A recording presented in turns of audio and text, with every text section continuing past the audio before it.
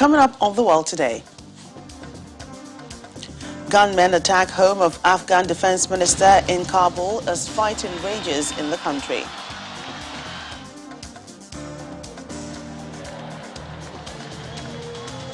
Trial of two leading Belarusian opposition figures begin behind closed doors at a court in Minsk. And research shows millions more at risk of flooding around the world.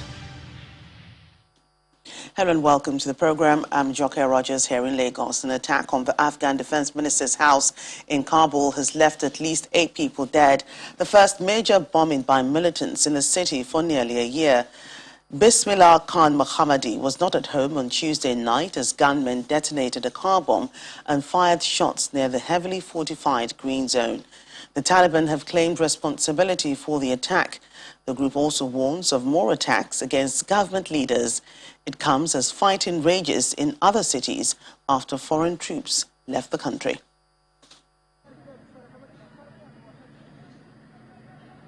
Two blasts shook high-security areas of Afghanistan capital city Kabul late Tuesday night and again early in the morning on Wednesday. The second blast wounded civilians and security officials near a National Directorate of Security compound. That came hours after a car bomb exploded and gunfire erupted late Tuesday, killing several civilians near Kabul's diplomatic district in a heavily fortified area of the city known as the Green Zone. A senior security official said that attackers appeared to be targeting the home of the acting defense minister. He adds that all of the attackers died in the blast, while the Taliban has claimed responsibility for it.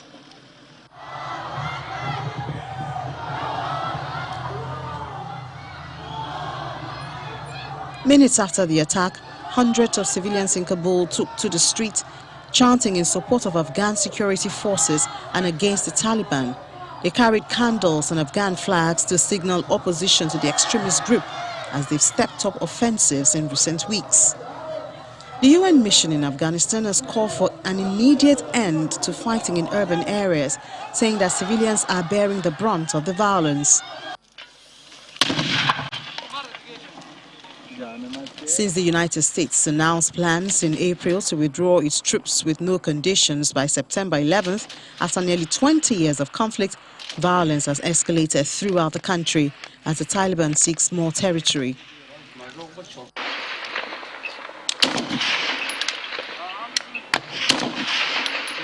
Peace talks between the Afghan government and Taliban negotiators started last year in the Qatari capital of Doha, but have not made any substantive progress.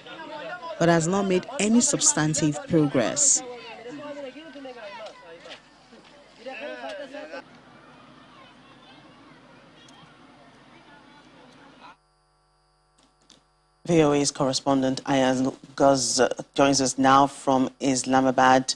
Ayaz, welcome to the program. My pleasure.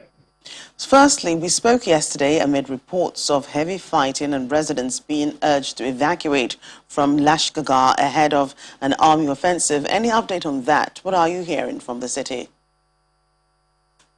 Well, that warning from the government side is still in place, but what happened this morning in Lashkargah, that the government health ministry in the province and also some private charities, including some international charities who are working in Lashkargah, urge the citizens and urge the residents not to come out of their homes, fearing that they may be caught in the crossfire. So basically residents, tens of thousands of residents are really confused what to do, but most of them today, they were confined in their houses and serious clashes were still ongoing in the city.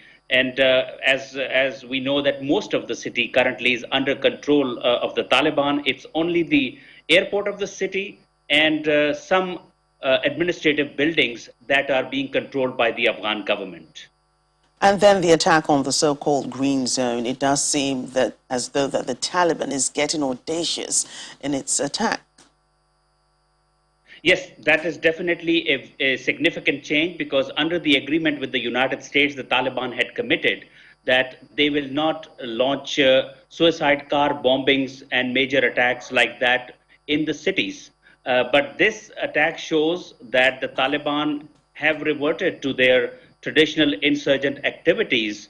And when we spoke to them, I had a chance to talk to their spokespeople today. They say that because the US has violated its commitments under the agreement by conducting fresh airstrikes in Helmand and other parts of Afghanistan, and that Afghan security forces are deliberately targeting civilian populations. So, I mean, this is what they told us. This is their point of view, but it seems that now this violence is going to intensify further, and we may witness more bloodshed in Afghanistan. And just on Monday, as the President Ashraf Ghani laid out a plan which he said would achieve stability in the next 6 months. But with the Taliban making more and more gains in recent days, what else are the authorities doing to bring them to the negotiating table? Well, as of this moment, the peace process stands nowhere. Both the sides are publicly making commitments to try to defeat the other.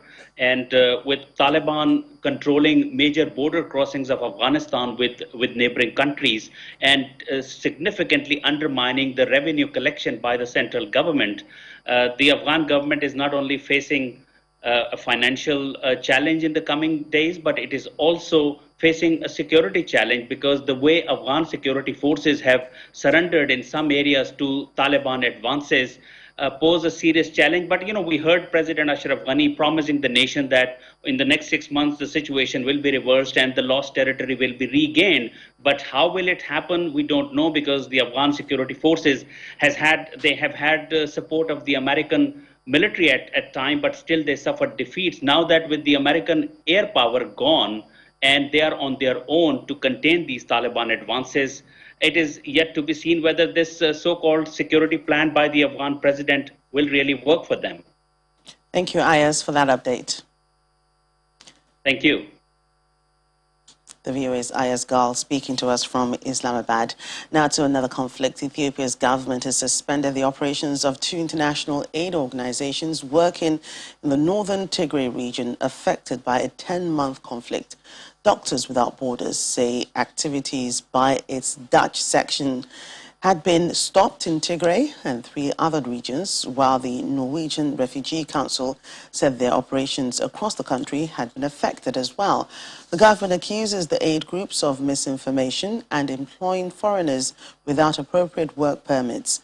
The move comes as the UN aid chief warned that claims of bias against aid workers in Tigray is dangerous.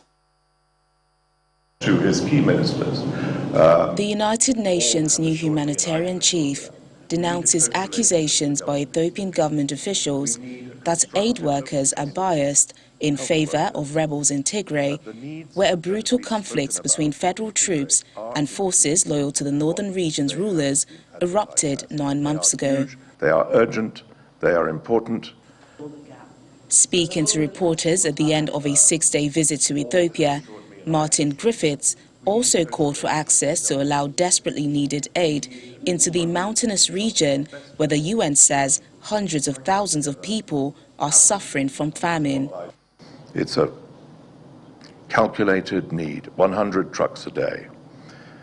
To make this work, we need to change the circumstances that have seen trucks moving in rather slowly. We need assured access routes by land, as well as, of course, our own flights going in and out of Mekelle. From a wide range of meetings with women's groups, internally displaced people, teachers, local community, health workers, that the needs that have been spoken about in Tigray are indeed what they have been advertised as. They are huge, they are urgent, they are important.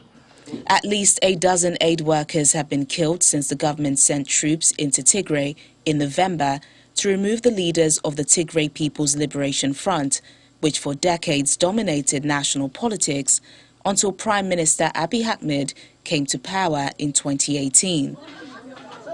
They include 3 staff with Doctors Without Borders who were killed in June, prompting the international medical charity to suspend operations in parts of the region. Aid workers have complained that even though Prime Minister Abiy Ahmed declared a unilateral humanitarian ceasefire, aid access into Tigray is as bad as ever, hobbled by insecurity and bureaucratic hurdles. The Ethiopian government claims both MSF and NRC have been disseminating misinformation on social media and other platforms outside of the mandate and purpose for which the organizations were permitted to operate. Meanwhile, residents of a Sudanese border town have reported seeing bodies bearing gunshot wounds or with their hands bound floating down a river that runs from Tigray. The trial of two leading Belarusian opposition figures has begun behind closed doors at a court in Minsk. Protest organizer Maria Koskinokova was arrested last year after she tore up her passport to resist attempts by authorities to forcibly expel her to Ukraine. She and opposition lawyer Maxim Znak have been charged with incitement to undermine national security if found guilty. They could each face up to 12 years in prison. Belarus was gripped by mass protests last year, triggered by an election widely believed to have been rigged in favor of Alexander Lukashenko. Street demonstrations continued for weeks after the disputed 9 August vote, which the EU and US rejected as neither free nor fair.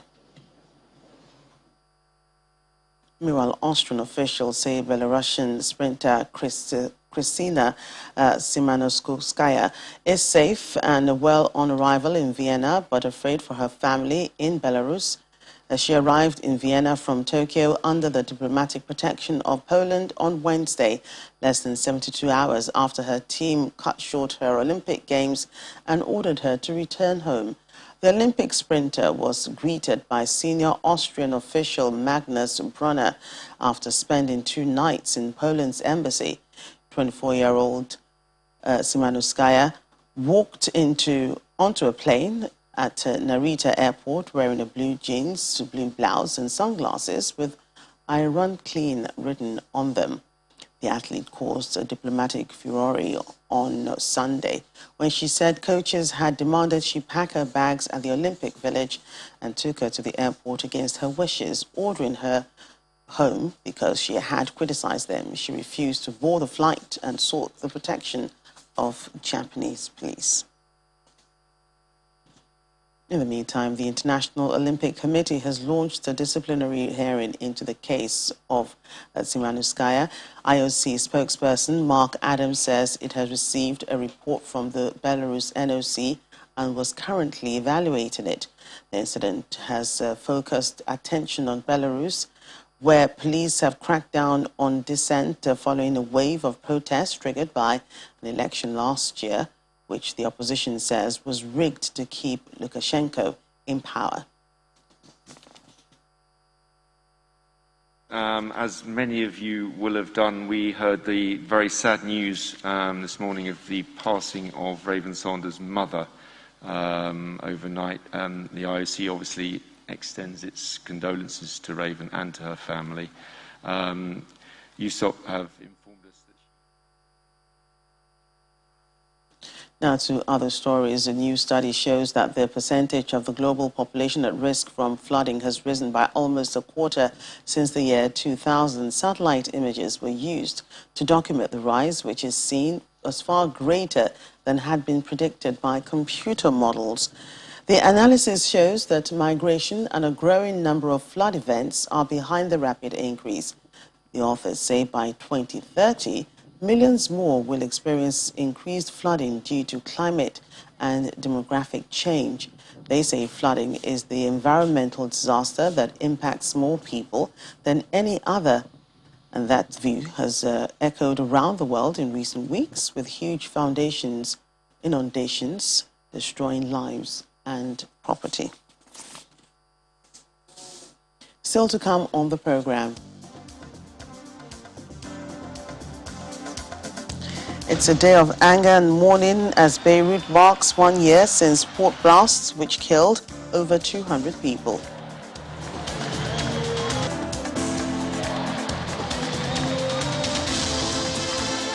Welcome back to The World Today. A train crash near the Czech Republic-German border has killed at least 3 people and injured dozens more.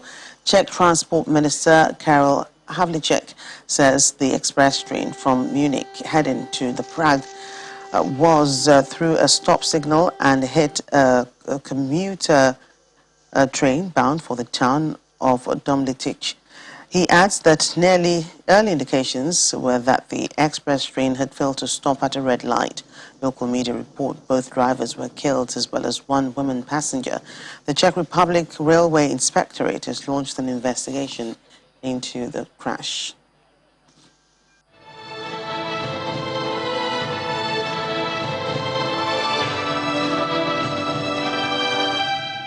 And some updates from the COVID-19 pandemic now. All healthy 16 and 17-year-olds in the UK are to be offered a Pfizer-BioNTech COVID vaccine. Officials say they should be offered a first dose within weeks, and advice on the second jabs will come later. For more developments from around the world, here's our COVID-19 global update.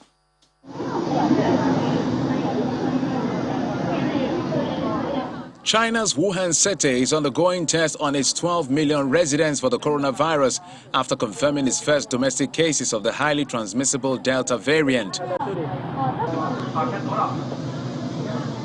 Wuhan, where the virus first emerged in late 2019, had reported no local coronavirus cases since mid-May last year. But on Monday, August the 2nd, authorities confirmed 3 cases of the Delta variant. The strain has been found in a handful of provinces and big cities, including Beijing, over the past 2 weeks.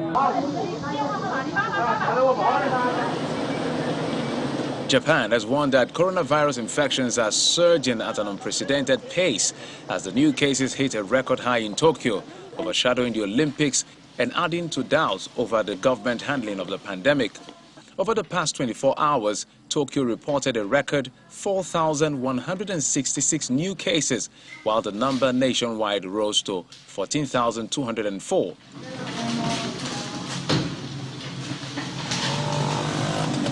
In Indonesia, deaths from the coronavirus have crossed the 100,000 mark amid an exponential surge in cases over the past month, driven by the highly transmissible Delta variant.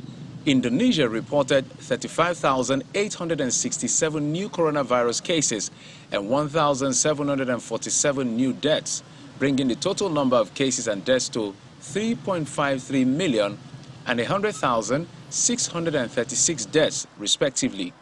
The government has announced an extension of curbs on movement until next week in some parts of Southeast Asian archipelago.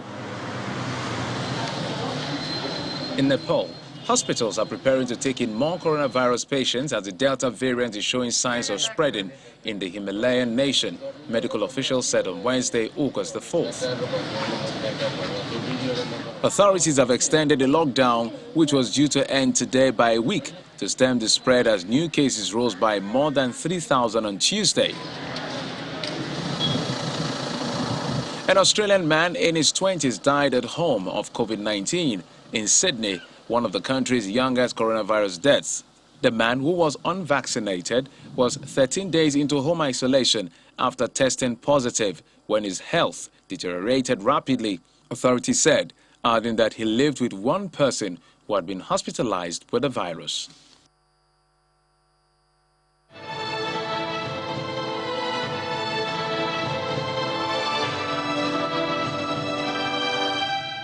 More from the health sector. According to a 3-year analysis, more than 700 healthcare workers and patients have died since December 2017, and more than 2,000 have been injured in attacks on health facilities. The surveillance system for attacks on healthcare from 2018 to 2020 recorded data from 17 emergency-affected countries and fragile settings. These include Ethiopia, Yemen, Syria, Mozambique, Nigeria, occupied Palestinian territories, Myanmar, Central African Republic, and Somalia. Since 2017, the initial rollout of the system, over 2,700 incidents have been reported in 17 countries and territories. In particular, 700 healthcare workers and patients have died. and more than 200 have been injured. This 3-year analysis illustrates that 1 out of 6 incidents have led to a patient or healthcare worker's loss of life in 2020. The analysis further demonstrates that healthcare workers are most vulnerable and most affected. Healthcare workers impacted in this study represents 2/3 of all attacks in 2018 and 2019, and 50% of all recorded incidents in 2020. And this is compared to some of the other variables of attacks on the system, which includes the medical supplies, the medical assets, and the facility itself. In 2021, to date, 588 incidents of attacks on healthcare have been recorded within 14 countries that are currently impacted by security and emergencies. This too has caused 114 deaths and 278 injuries of healthcare workers and patients. Protests are continuing for the 4th day over the alleged gang rape, murder and forced cremation of a 9-year-old girl in the Indian capital, Delhi. The girl's parents have accused a Hindu priest and 3 others of attacking her when she had gone to fetch drinking water from the crematorium's cooler. Her mother said the gates were shut and she was threatened when she objected to her daughter's cremation. Police have registered a case of gang rape and murder and arrested the men. Thousands of Lebanese have gathered in Beirut to hold a moment of silence marking the first anniversary of a catastrophic explosion at the port. 1 year since the disaster caused by a huge quantity of ammonium nitrate stored unsafely at the port for years, no senior official has been held to account, infuriating many Lebanese as their country also endures financial collapse. One of the biggest non-nuclear explosions ever recorded, the explosion killed more than 200 people, wounded thousands more, and was felt in Cyprus, more than 240 kilometers away. An investigation is stalling, with requests denied for immunity to be lifted from senior politicians and former officials. All those sought for questioning by the Lebanese investigators have denied any wrongdoing. The damage is still visible across much of Beirut. The port resembles a bomb site, its huge wrecked grain silo unrepaired.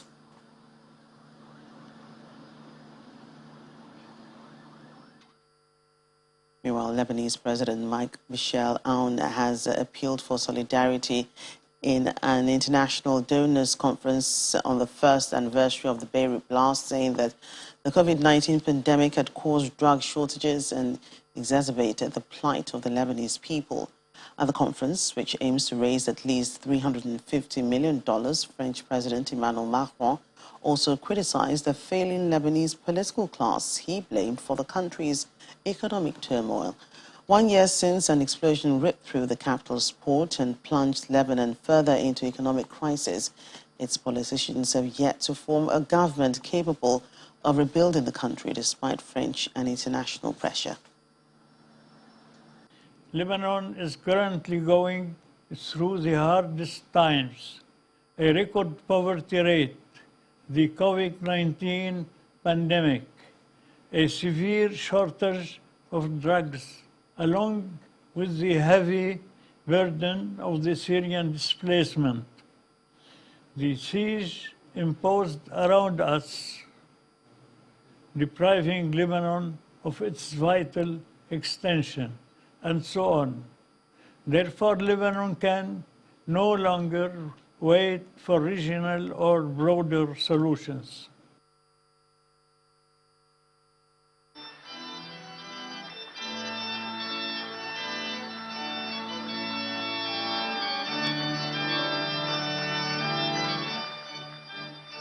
And Pope Francis, speaking at his first general audience since he underwent intestinal surgery a month ago and on the first anniversary of the massive blast in Beirut, says he has a great desire to visit Lebanon. The 84-year-old Pope, who looked fit and improved, improvised parts of his address, also wished success for French President Emmanuel Macron's efforts to raise more than $350 million in aid for Lebanon at a donors' conference and send yet another warning to its squabbling political class. Francis says many in the country, which is facing a grave economic crisis, have lost the will to live. Donors should help Lebanon on a path of resurrection.